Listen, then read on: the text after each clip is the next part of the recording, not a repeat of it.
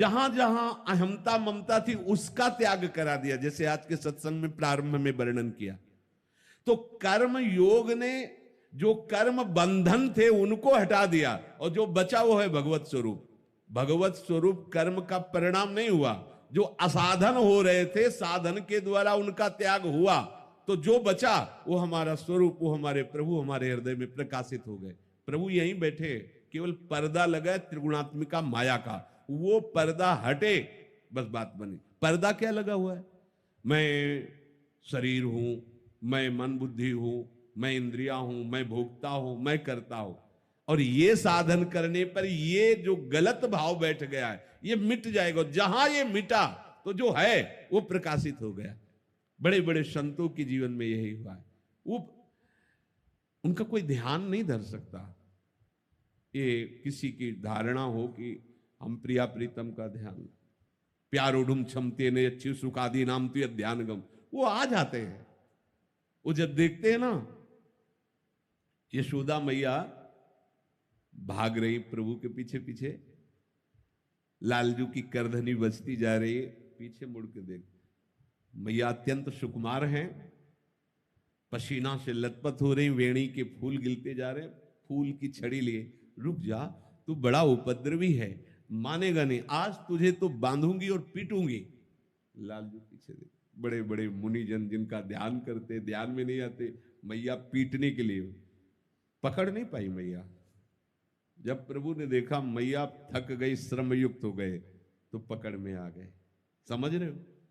उपासक जब भगवत प्रीत्यर्थ कर्म करता है और अहंकार गलित हो जाता है कि अब मैं नहीं कुछ कर पाऊंगा और दैन्य हो जाता है, तो ठाकुर अपने आप पकड़ में आ जाते हैं। बात यह है, खूब बांधने की चेष्टा कर रही, 2 अंगुल छोटे, जब परास्त हो जाती है और लालजू की तरफ देखती कि बंध जाओ, बंध गए। सोचती इतनी छोटी कमर मेरे लाला क्यों पूरे घर की रस्सियां समा गई है क्या? नहीं, बंधन में आ रहे। जब नेत्र से नेत्र मिला कि लाला बंद क्यों नहीं रहा है, वो बंद गए।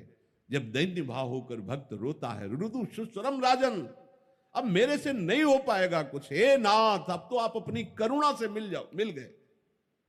पर ये आया तभी, देख लो, पहले गोपीजनों ने लीला गायन किया, लीला अभिनय किया, खोजा वृंदावन की हर लता भूमि, सबसे पूछ रही मेरे प्रीतम श्री कृष्ण को देखा, खोजते खोजते जब वो नहीं मिले तो सब रुदुस्वरम राजन कृष्ण दर्शन लालसा। अब क्या हुआ? ऐसा आर्त भाव, ऐसी दैन्यता कि अब कुछ नहीं कर सकता, हो गया। क्या हुआ? ठाकुर जी कहीं से आए क्या? नहीं, स्पष्ट वर्णन है, तासा माविर, वही उनके बीच में आविर्भाव हो गया प्रभु का। तासा माविर भूत छौरी, इसमें मान मुखाम्बुजा, पीतांबर धरा सृग्वी, साक्षान मनमथ मन, कोटि कोटि कामों के दर्प का मर्दन करने वाले परम सुंदर श्री लालजू महाराज उन्हीं के बीच में प्रकाशित हो गए। इसलिए सांसारिक वस्तु की प्राप्ति की इच्छा, सांसारिक भोगों के भोगने में सुख बुद्धि और मैं करता भोगता, ये जब तक नहीं मिटता तब तक परमात्मा तत्व का अनुभव नहीं होता।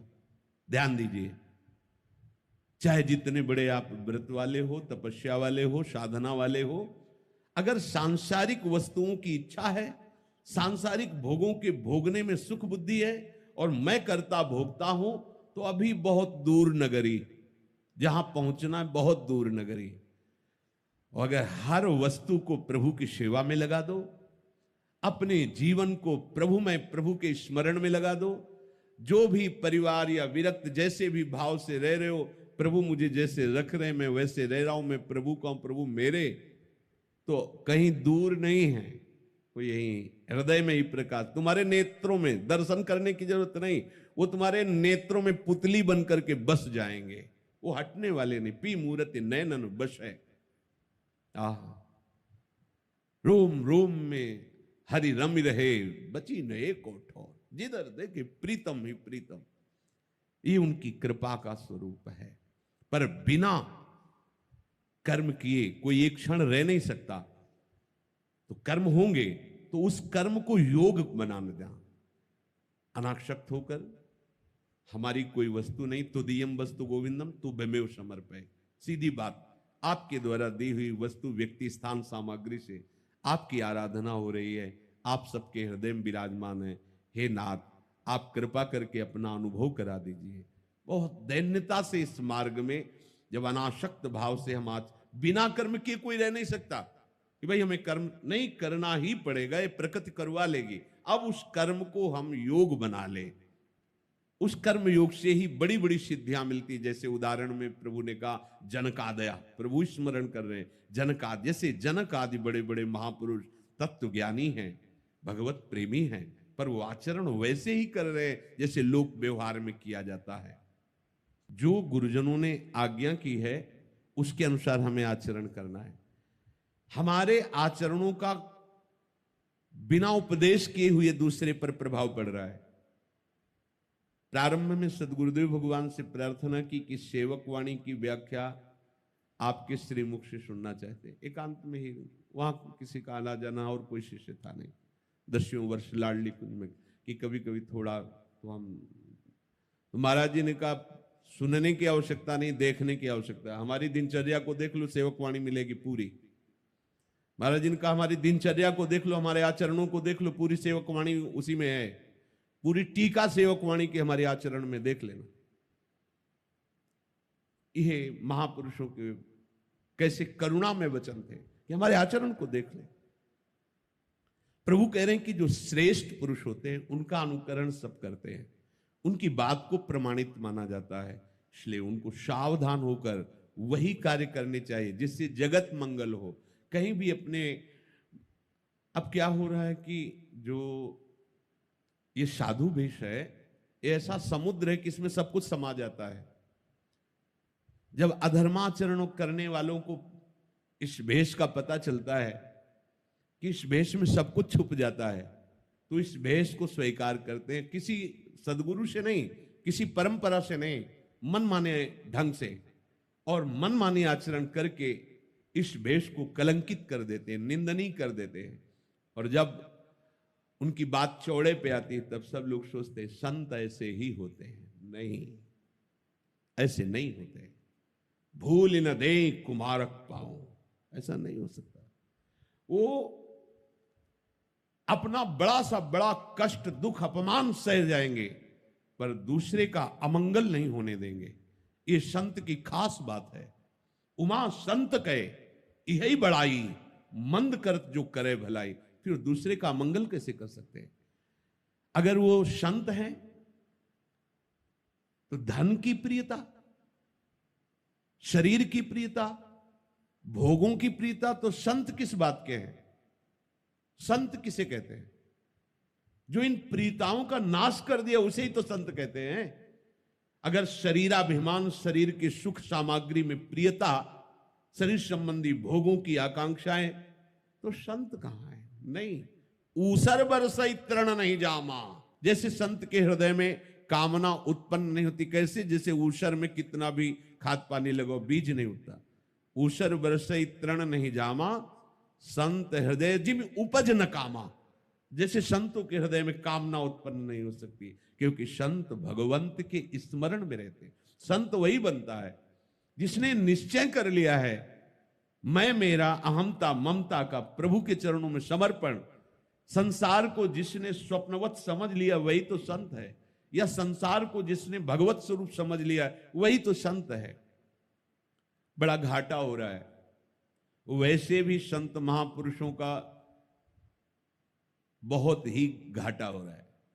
जो शास्त्रीय पद्धति से भगवत मार्ग में चलते हुए गुरु परंपरा से सिद्धावस्था को प्राप्त हुए हैं अभी, पर बहुत कम है, अंतर ध्यान होते जाएगा। और आज के आधुनिक वातावरण में केवल वासनाओं का ही पोषण करने के लिए यदि भेष धारण किया जा रहा है तो बहुत बड़ा घाटा है, क्योंकि साधुता का सर्वनाश हो जाएगा। लोग इसे, कोई भी ऐसे तिलक लगा ले, साफा बांध ले, साधु साधु ऐसा होता है, साधु ऐसा होता है। साधु को क्या समझा? भिखारी समझा है क्या?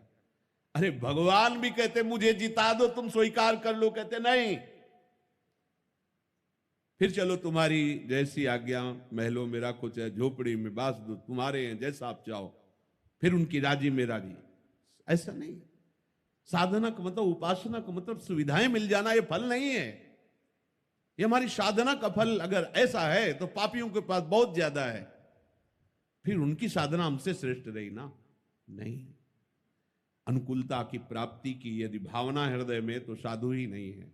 अरे साधु तो वही जो अनुकूलता प्रतिकूलता को रौंद करके समतुलता में स्थित हो गया है, जो समतुल दंपति रस समतुल, जो प्रभु में आसक्त है। ऐसा लोगों के द्वारा भारी अपराध बन जाता है कि जब ऐसे आचरण वाले वेशधारी निकलते हैं तो सत्य मार्ग में चलने वालों की भी वो अवहेलना और अपमान तिरस्कार कर देते हैं, जिससे उनके लोक परलोक सबका नाश हो जाता है। वो तो कुछ नहीं बोलेंगे, लेकिन उनका मालिक जिस दिन तुम्हारे पर नजर करेगा, किसी काम के नहीं रह जाओगे। चाहे कलयुग हो, चाहे जो भी युग हो, भक्तों की सदा जय हुई है। भक्तों का पराभव विश्वनाश के लिए होता है, ध्यान रखना। भक्तों को जो दंड देता है, भक्तों का जो वास्तविक जो भगवान के उनका विरोध होता है, जो उनको नीचा दिखाने की कोशिश करते हैं, ये मानव समाज का पतन है। पर अब करे तो क्या करे?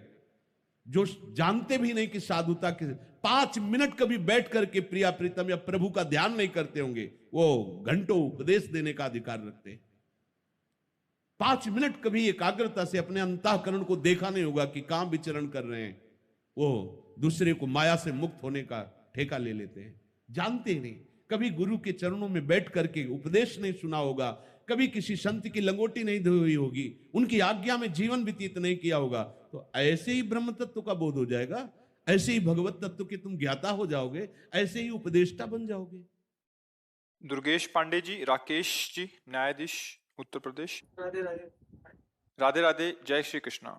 भगवान श्री कृष्ण जी से कहिए कि हम लोग तो समय से न्याय नहीं कर पा रहे, लेकिन आप न्याय करने में देर ना लगाएं।